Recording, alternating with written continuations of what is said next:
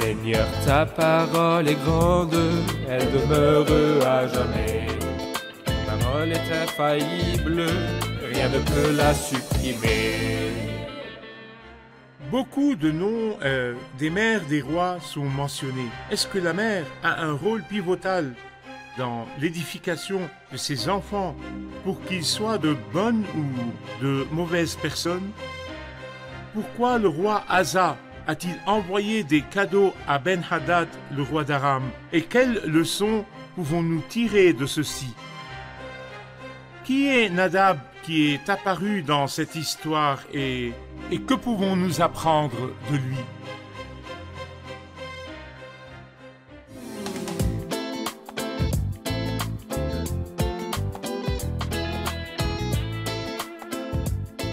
Bienvenue, chers téléspectateurs, bienvenue à tous ceux qui nous regardent de partout dans le monde à un nouvel épisode de notre programme d'études bibliques quotidien, Toute la Bible. Nous parlons toujours du royaume après qu'il s'est divisé et est devenu deux royaumes, le royaume du Sud et le royaume du Nord.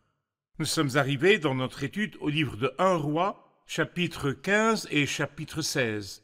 Aujourd'hui, nous parlerons des noms de tous les rois de Juda et les rois d'Israël. Étaient-ils mauvais ou étaient-ils bons? C'est ce que nous verrons dans l'épisode d'aujourd'hui. Je voudrais, avant de commencer l'épisode, accueillir mes invités, les serviteurs du Seigneur qui m'honorent ici. Dr Issam Azad, bienvenue. Merci beaucoup. Frère Amin Elal, bienvenue. Merci beaucoup. C'est un honneur. Merci beaucoup. Bienvenue aussi à nos invités qui sont avec nous et qui nous donneront leurs questions. Bienvenue à tous. Dr Issam, je voudrais votre commentaire pour commencer sur les noms des rois qui ont régné sur les deux royaumes, le royaume d'Israël et le royaume de Juda, dans les chapitres 15 et 16. Comme nous l'avions précisé aux épisodes précédents, à la tête du royaume du Sud, qui est le royaume de Juda, Roboam était le premier roi. Puis il eut 19 rois, car au total ils étaient 20. Ceux mentionnés là, dans la période écoulée dans ces deux chapitres, après Roboam, il y a eu son fils Abijam. Après cela, Asa a succédé à Abijam. Les deux premiers rois, Roboam et son fils, étaient mauvais. Mais Asa était le premier des rois pieux de Juda. Donc, dans cet ordre, il y a eu Roboam, puis Abijam, puis Asa. En parallèle à eux, au temps de Roboam, Jéroboam, fils de Nébat. Dans le royaume d'Israël. Sur le royaume d'Israël, le royaume du Nord. Après Jéroboam, fils de Nébat, son fils, Nadab. Après lui, Baécha. Succédé par Éla, lui-même succédé par Zimri, puis encore Omri, puis enfin Akab. Tout ceci ont régné en parallèle jusqu'à la fin de vie du roi Asa. Ces 5 rois ont régné en parallèle aux 3 rois de Juda. C'étaient des rois d'Israël. D'accord. Frère Amin, nous verrons que dans notre lecture des chapitres 15 et 16, certains des noms des mères des rois sont mentionnés. Est-ce que la mère joue un rôle dans le fait que le fils devient bon ou mauvais? Certainement. La mère joue un très grand rôle dans l'édification des enfants. Donc, si la mère est pieuse, l'enfant sera pieux. Si la mère est méchante, l'enfant sera méchant. Nous avons plusieurs exemples dans la parole de Dieu de mères pieuses. Par exemple, Jochébed, la mère de Moïse, est une femme de foi. Moïse est devenu un homme de foi. Anne, la mère de Samuel, la femme d'Elkana, était une mère priante. Et Samuel est aussi devenu un homme de prière. Eunice, la mère de Timothée, aimait les Écritures et elle lui a enseigné les Écritures. Donc Timothée aimait les Écritures. En contrepartie, nous pouvons voir des mères méchantes, comme Athalie, elle était une femme méchante. Son fils Achazia était méchant. Hérodiade était une mère méchante et sa fille est devenue danseuse. Donc, la mère avait un très grand impact. Les mères pieuses édifient leurs enfants et les éduquent dans la crainte de l'Éternel. L'opposé est vrai pour les méchantes. Dans Ézéchiel 16, nous lisons « Telle mère, telle fille ». Donc, la Bible mentionne le roi et le nom de sa mère aussi. D'accord. Nous ferons une pause et nous reviendrons avec une question de nos invités. Chers téléspectateurs, nous nous reverrons après la pause. Si vous avez des questions que vous voudriez poser, envoyez-les-nous à l'adresse qui apparaîtra sur votre écran. Vous verrez l'adresse devant vous durant la pause. Nous nous reverrons après la pause.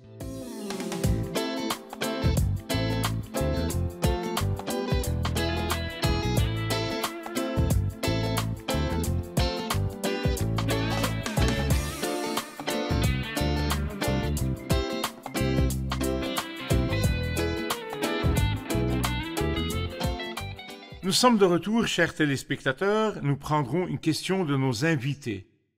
Bienvenue.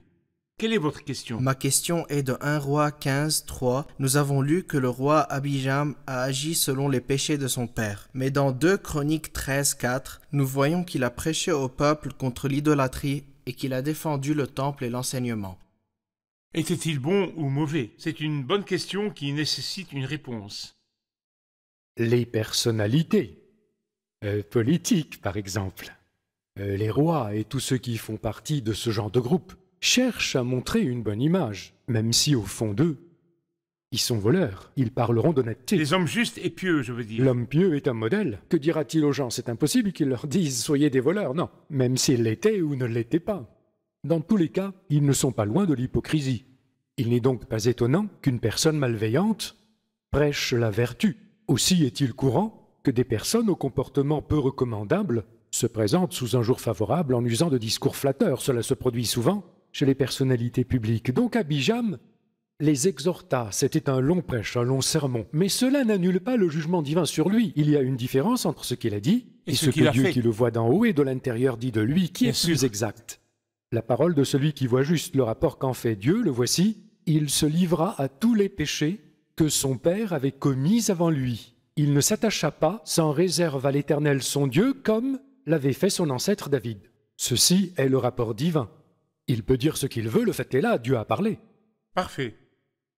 Frère Amin, je lirai les premiers versets du chapitre 15. La 18e année du règne de Jéroboam, fils de Nébat, Abijam devint roi sur Juda. Il régna 3 ans à Jérusalem. Sa mère s'appelait Maaka et c'était la petite-fille d'Absalom. Il se livra à tous les péchés que son père avait commis avant lui. Il ne s'attacha pas sans réserve à l'Éternel, son Dieu, comme l'avait fait son ancêtre David. Nous savons que la mère a un grand impact dans l'édification des enfants. Mais ici aussi, il parle de ce qu'il a hérité de son père. Est-ce que le père a aussi un rôle qui impacte son fils et le fait être bon ou mauvais? Bien sûr, le père a un rôle très important. C'est pour cela que nous lisons à propos d'Abijam qui s'est livré à tous les péchés que son père a commis. Roboam était méchant et il s'est livré au même péché, il s'est détourné du Seigneur. Et son fils était pareil. L'Esprit Saint définit David comme un exemple d'une personne qui a suivi le Seigneur de tout son cœur, a adoré le Seigneur et n'est pas tombé dans l'adoration des idoles. Le père a un rôle important dans l'édification des enfants. Si la mère a un rôle, le père est le guide de la famille et son chef. Pourriez-vous donc nous donner une idée pratique? Quand il y a, par exemple, un père qui fume des cigarettes à la maison devant ses enfants, et il découvre que son fils, qui est encore à l'école primaire ou secondaire, fume des cigarettes. Et il réprimande l'enfant et le frappe et lui dit « Mon fils, pourquoi fais-tu ceci ?» Et en même temps, il fait ceci à la maison. Parlez-nous des dangers d'avoir des pères qui font le mal devant leurs enfants. Le danger pour la famille, la société, l'Église et l'avenir en général. C'est naturel pour le fils d'imiter son père. Peu importe si le père ne veut pas que son fils apprenne ces choses mauvaises. Donc, sans le savoir, ce que le père fait, que ce soit des mensonges, qu'il triche ou qu'il trompe, ou qu'il soit esclave de certains péchés, vous verrez que le fils fait la même chose que lui. Même si le père est strict, il n'aura pas la force suffisante de le diriger. Pour cela, je peux dire que les pères et les mères ont une grande responsabilité dans l'éducation des enfants. Il faut élever nos enfants dans la crainte de l'Éternel. Très bien. Dr. Issam, à partir du verset 9, il parle d'Asa, le roi de Juda. Parlez-nous de ce roi et de ce qu'il a fait. Ce roi, comme nous l'avions dit, était le premier des rois pieux. De Juda, il est l'un des rares pieux qui ont régné dans Juda. Il s'est séparé de tous. C'est le premier roi dont il a été dit qu'il a fait ce qui était droit et que le Seigneur recherchait depuis bien longtemps. Il a fait ce qui était droit aux yeux de l'Éternel, comme son ancêtre David. Nous l'avons aussi mentionné précédemment, David était la référence, dont Dieu voulait que tous les rois prennent pour exemple. La Bible relate plein de belles choses qu'Asa a faites. Même si vers la fin il avait de grandes faiblesses, il a fait beaucoup de belles choses. La première chose dont parle la Bible est au verset 12, c'est la toute première. Il fit disparaître du pays les prostituées. Et je pense que c'est un sujet important pour notre époque. Les prostituées, il s'agit surtout ici des mâles qui commettent des péchés sexuels et pervers. Malheureusement, la médecine essaie actuellement de leur trouver des excuses et considère cela comme une maladie. C'est extrêmement grave. Le problème n'est pas dans la médecine, Dr. Issam. Autant que dans les hommes religieux, ils cherchent aussi une excuse pour ceux qui commettent ces péchés. Parlez-nous du point de vue des hommes religieux enseignants ou prédicateurs. Bien malheureusement, rechercher des excuses pour n'importe quel péché que la Bible a condamné est Où est-ce destructeur. que la Bible a condamné ce péché-là? Que dit-elle à son propos? Je crois que c'est dans Romains 1. Il dit « Les hommes ont abandonné les rapports naturels avec la femme et se sont enflammés dans leurs désirs les uns pour les autres. » Bibliquement, il est clair dans ce texte que quand un tel péché apparaît, il faut le retirer, d'où qu'il vienne. Et faites attention à leur description. Même la Bible parle de rapports naturels abandonnés et de désirs les uns pour les autres. Il y a franchement, il faut oser le dire, déviation du comportement que même le règne animal ne connaît pas. Le texte grec utilise le terme mâle pour les désigner comme pour les animaux, comme s'ils avaient perdu leur humanité. Dieu déteste ce genre de Est-ce que péché ce genre grave. de péché a quoi que ce soit à voir avec les villes de Sodome et de Gomorrhe? Et c'est à cause de ce genre de péché que le Seigneur a réduit en cendres les villes de Sodome et Gomorrhe par le feu. Les sociétés justifient, les présidents pour être élus justifient, la médecine justifie malheureusement, bien malheureusement. Les personnes religieuses les admettent comme ils sont, ou nous accueillons les personnes comme elles sont, mais nous les appelons à la repentance. On n'appelle plus à la repentance, on demande le traitement. Et pourtant, ceci demande une repentance ou un jugement. Écoutez bien, il fit disparaître les prostituées, c'est son premier acte qu'il a fait, et c'était droit aux yeux de l'Éternel, il a fait disparaître du pays les prostituées. Il élimina toutes les idoles que ses ancêtres avaient fabriquées, il retira même le titre de reine-mère à Maca, sa grand-mère, parce qu'elle avait fait une idole en l'honneur d'Astarté. Asa abattit son idole et la brûla. Cependant, malgré ces points faibles que la Bible mentionne plus tard, au moins ces choses étaient très bonnes et n'avaient pas été faites avant lui. Depuis les jours de David, c'est le premier roi pieux à régner depuis Salomon. Très bien. Nous ferons une pause, puis nous reviendrons avec nos invités. Chers téléspectateurs, nous nous reverrons après la pause. Restez branchés.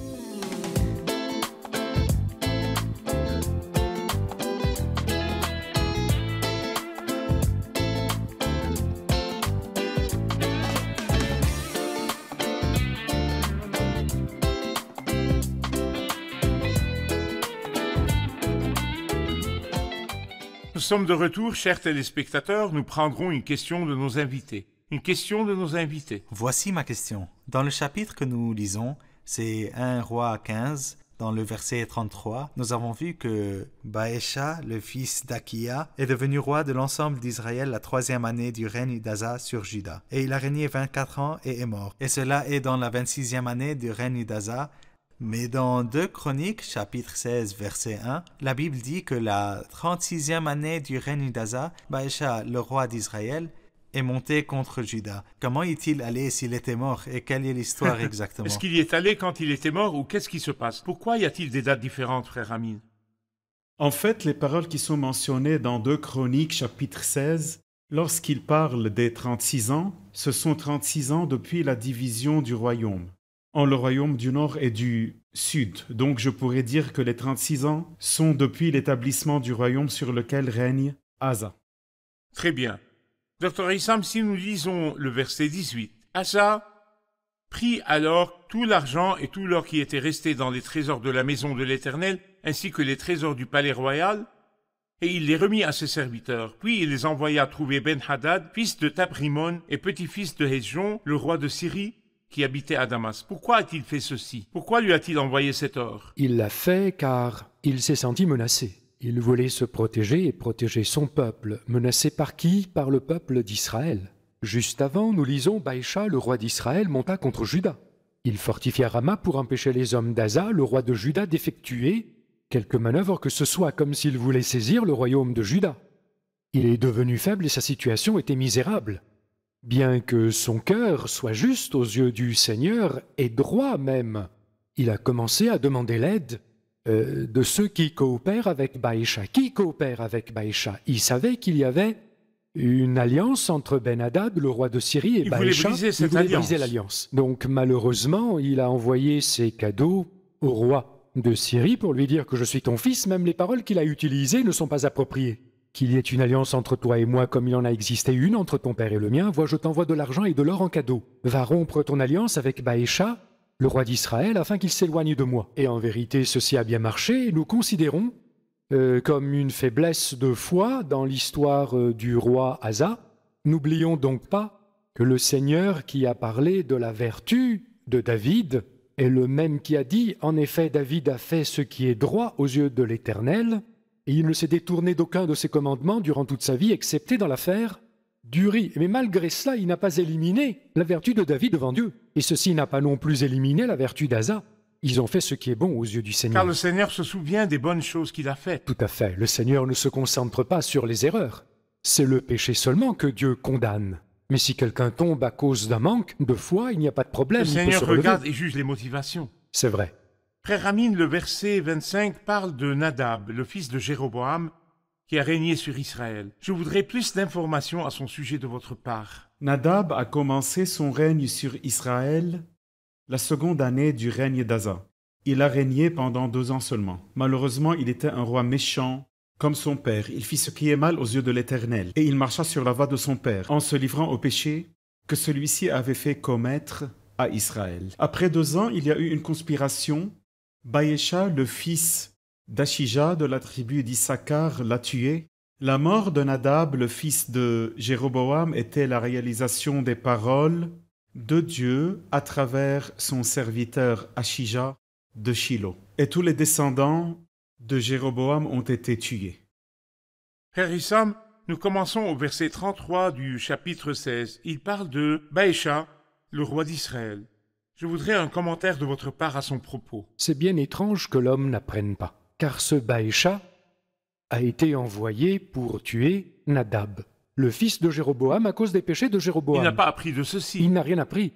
Donc nous le voyons marcher dans les mêmes péchés de Jéroboam. Il boira de la même coupe qu'il a donnée aux enfants de Jéroboam. Malheureusement, c'est ce qui lui est arrivé là. Il a suivi les pas de Jéroboam et en se livrant au péché, il a fait pécher Israël. Et par la suite, Dieu lui envoya Jéhu, le fils de Hanani. Le Seigneur, voyez-vous, ne compromet pas avec le mal. Il n'y a pas de compromission. Je t'ai tiré de la poussière, c'est ce qui est écrit, et je t'ai établi chef de mon peuple, d'Israël. Cependant, parce que tu as marché sur la voie de Jéroboam, et que tu as fait pécher mon peuple Israël en m'irritant par leur péché, ce n'est pas qu'il a péché seulement, mais il a fait pécher le peuple, comme Jéroboam avant lui. Ce qui est arrivé à Jéroboam arrivera avec toi. Le membre de la famille de Baécha qui mourra dans la ville sera mangé par les chiens, et celui des siens qui mourra dans les champs sera mangé par les oiseaux. Frère Amin, qui a régné après Baécha? J'imagine que n'importe quel roi qui règne après lui doit faire attention à ses péchés et au jugement de Dieu qui suit. Pouvez-vous nous dire qui a régné après lui? A-t-il fait attention? A-t-il suivi le chemin du Seigneur? Ou a-t-il marché d'après les péchés du passé? Malheureusement, l'homme n'apprend pas de l'histoire. L'homme est supposé avoir une relation avec Dieu et la parole du Seigneur est venue à Baécha à travers Jéhu, le fils de Hanani. Nous avons vu que le jugement est venu sur lui et a été accompli, mais malheureusement, l'homme n'écoute pas la parole de Dieu et n'apprend pas des événements de l'histoire. Nous voyons que la 26e année du règne d'Asa, Éla, le fils de Baécha, a régné sur Israël pendant 2 ans. Il a vécu une vie mauvaise. Et malheureusement, pendant qu'il était roi, il a été pris par l'ivresse, par l'ivresse durant ce temps. Il buvait jusqu'à en devenir ivre dans la maison d'Artsa. Le résultat était une conspiration où Zimri, qui commandait la moitié de ses chars, a conspiré contre lui et l'a tué. C'était très difficile d'être tué quand il est ivre. Je pourrais dire que l'homme qui est loin de Dieu est ivre, est perdu. Il est choqué quand la mort vient à lui et il se retrouve dans une éternité horrible et effrayante. En fait, dans ce chapitre, nous voyons beaucoup de conspirations. On y trouve donc Zimri a tué Éla et a régné, mais malheureusement, il n'a régné que pendant 7 jours seulement. Durant ces 7 jours, il a fait 2 choses. Zimri a éliminé toute la famille de Baïcha, d'après les paroles du Seigneur qu'il a dites à propos de Baïcha à travers Jéhu, le prophète. En même temps, pendant ces 7 jours, sa méchanceté a été révélée à cause de tous les péchés que Baïcha et son fils Éla avaient donc commis. Ce que je veux dire, c'est que ces 7 jours étaient des jours de mal. Après cela, Omri a combattu contre Zimri. Omri était le commandant de l'armée et quand la conspiration est arrivée, les gens ont dit Zimri a tué le roi. Le peuple a donc couronné Omri comme il était le commandant de l'armée d'Israël en ce temps. Omri est entré dans la ville où Zimri était, l'a saisie et l'a ouverte. Après que Zimri a régné pendant 7 jours, il a vu que la ville lui a été prise. En fait, il s'est suicidé et s'est brûlé lui-même. Une autre conspiration est arrivée après qu'Omri a pris le royaume. Il y avait aussi un homme nommé Tibni. Il a attiré des gens et il y a une division dans le royaume d'Israël. C'était une période sombre de conspiration, de guerre et de division. Les guerres intérieures sont arrivées. Donc Tibni et Omri se sont battus entre eux, mais les gens qui étaient avec Omri étaient plus forts que ceux qui étaient avec Tibni, donc Omri a pris le royaume. Qui a régné après cela, après Omri, à la fin du chapitre Omri, 16? Achab, l'homme méchant, est venu, et il était très mauvais. Il a établi l'adoration de Baal au milieu du peuple. Ceci nous dit que si nous laissons le péché, il portera du fruit terrifiant après. Akab était le fruit de la graine d'un péché qui était petit au début. Très bien. Que Dieu vous bénisse, j'apprécie l'étude avec vous. Merci Que Dieu beaucoup. vous bénisse. Nous révisons l'épisode avec nos invités. Nous avons vu que quand les noms de certains rois ont été mentionnés, les noms des mères étaient mentionnés aussi. Est-ce que la mère a un rôle dans l'édification de l'enfant pour qu'il soit bon ou mauvais? Ézéchiel 16 dit « telle mère, telle fille ». C'est vrai que nous voyons que la mère a le premier et le plus grand impact sur ses enfants. Dans toute la Bible, nous voyons que les enfants des mères pieuses deviennent pieux et les enfants des méchantes deviennent méchants. Ils ont aussi les mêmes attributs qui caractérisent leur mère. Nous voyons par exemple qu'Anne priait et son fils Samuel était un homme de prière. Très bien. Est-ce que quelqu'un peut nous parler du roi Nadab? Que savons-nous sur lui et quel rôle a-t-il joué? Il était le fils de Jéroboam, le roi d'Israël. Il a régné pendant la seconde année du règne d'Asa et a régné pendant 2 ans. Il a fait le mal aux yeux de Dieu et comme résultat, Baïcha a conspiré et l'a tué. C'était l'accomplissement de la parole du Seigneur qu'a dit Achija que tous les descendants de Jéroboam doivent mourir. Très bien. Merci beaucoup. Que Dieu vous bénisse.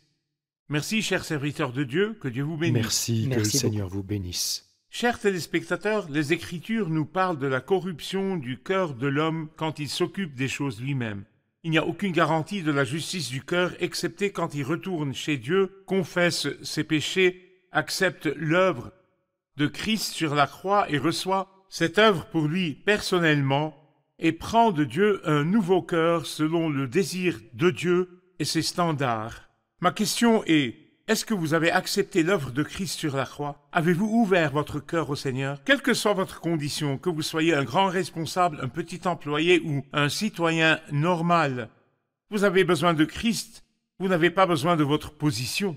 Vous n'avez pas besoin du travail derrière lequel vous vous cachez, mais vous avez besoin de l'œuvre de Christ sur la croix. Et il vous changera, vous donnera un nouveau cœur et vous réconciliera avec Dieu et vous assurera une place dans l'éternité. Nous nous reverrons dans le prochain épisode et jusqu'alors, je vous confie à la grâce de Dieu, que Dieu vous garde. La méchante Jézabel est un modèle du mal dans l'histoire. Elle est la femme du méchant roi Akab. Quel est le sens de son nom? Quel est le rôle qu'elle a joué dans la vie de son mari, le roi Akab? Quel est le rôle du prophète Élie, le prophète du feu du temps du règne d'Akab et de Jézabel? Comment Dieu a-t-il entraîné le prophète Élie pour le préparer à confronter les prophètes de Baal?